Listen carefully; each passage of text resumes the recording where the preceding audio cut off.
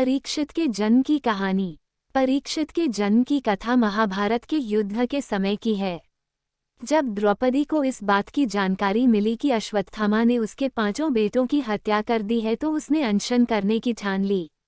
द्रौपदी ने प्रण लिया कि वह अपना अनशन तभी तोड़ेगी जब तक कि अश्वत्थामा के सिर पर लगी मणि उसे नहीं मिल जाती। जब अर्जुन को इसकी जानकारी मिली तो वे अश्वत्थामा से युद्ध करने निकल गए। दोनों के बीच भयंकर युद्ध शुरू हो गया। अर्जुन को मौत के घाट उतारने के लिए अश्वत्थामा ने अपना ब्रह्मास्त्र निकाला। ये देख अर्जुन ने भी अपना बचाव करने के लिए ब्रह्मास्त्र का प्रयोग किया। तभी वहां नारद और ऋषि व्यास पहुंचे और उन्होंने ब्रह्मास्त्र का इस्तेमाल करने से मना किया। इसके बाद अर्जुन ने अपना ब्रह्मास्त्र वापस कर लिया, लेकिन अश्वत्थामा ने ऐसा नहीं किया।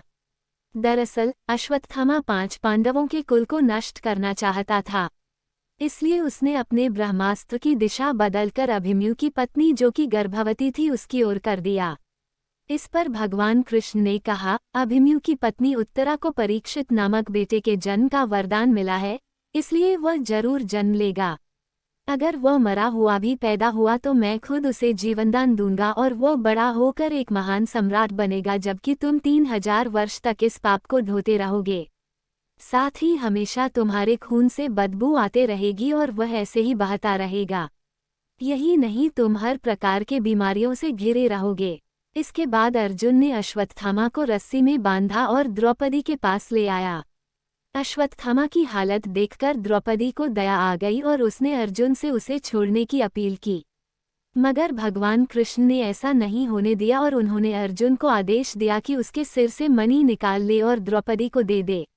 इधर ब्रह्मास्त्र के गर्भ में जाते ही उत्तरा को तेज दर्द होने लगा। ये देख भगवान कृष्ण ने अपना छोटा रूप धारण किया और उत्तरा के गर्भ में दाखिल हो गए। कृष्ण का छोटा रूप एक अंगूठे के बराबर ही था। वे शंख, चक्र, गदा और पद्म सब कुछ धारण किए हुए थे। उत्तरा के गर्भ में अश्वत्थामा द्वारा छोड़े गए ब्रह्मास्त्र की आग को शांत कर रहे थे।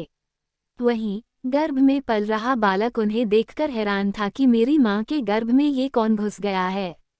कुछ समय बाद उत्तरा ने अपने बच्चे को जन्म दिया, लेकिन वह मृत पैदा हुआ। ये देख वह रोने लगी। उसने भगवान कृष्ण से कहा, ये नारायण, आपने तो कहा था कि मेरा बेटे पर ब्रह्मास्त्र का असर नहीं होगा और वह जीवित ही पैदा होगा। वह सालों तक अमर होकर राज करेगा, लेकिन ये तो मरा पड़ा है। इसे जीवित करने की कृपा करो प्रभु। उत्तरा की बात सुनकर भगवान कृष्ण तुरंत प्रसूति गृह में प्रवेश किया और कहा, हे पुत्री, तुम दुखी न हो, तुम्हारा बेटा जरूर जीवित होगा। मैंने खुद इसके जीवन की रक्षा की है। इसके बाद कृष्ण भगवान ने मृत बालक पर अमृतमयी नजरें डाली और कहा, अगर मैंने जीवन में कभी झूठ का साथ नहीं दिया है और हमेशा ब्रह्मचर्य के नियमों का पालन किया है, कभी किसी लड़ाई में अपनी पीठ नहीं दिखाई है, नहीं कभी अधर्म का साथ दिया है, को अभी इसी समय अभिमन्यु का ये पुत्र जो मरा पड़ा है वह जीवित हो जाए। इतना कहने के बाद कृष्ण ने जब उस मृत बालक पर अपना हाथ डाला तो वह जीवित हो गया और रोने लगा। इसके बाद भगवान कृष्ण ने ब्रह्मास्त्र को वापस ब्रह्मलोक भेज दिया। ये चमत्कार देख सभी स्त्रियां आश्चर्यचकित हो गई। इसके बाद भगवान कृष्ण ने अभिमन्यु के पुत्र का नाम परीक्षित रखा। इसके पीछे का कारण था कि वह बालक कुरुकुल के नाश होने पर जन्मा था। वहीं जब युधिष्ठिर वापस आए और उन्हें बालक के जन्म के बारे में पता चला तो वे भी खुशी से झूम उठे। इस खुशी में उन्होंने हाथी, घोड़े, अन्न, गाय आदि दान दिए। इसके बाद उन्होंने ज्योतिष को बुलाया और बच्चे के भविष्य की जानकारी ली। इस पर ज्योतिषी ने कहा, यह बालक प्रभु श्री कृष्णचंद्र का भक्त कहलाएगा। यह एक धर्मी, यशस्वी, पराक्रमी व दानी होगा।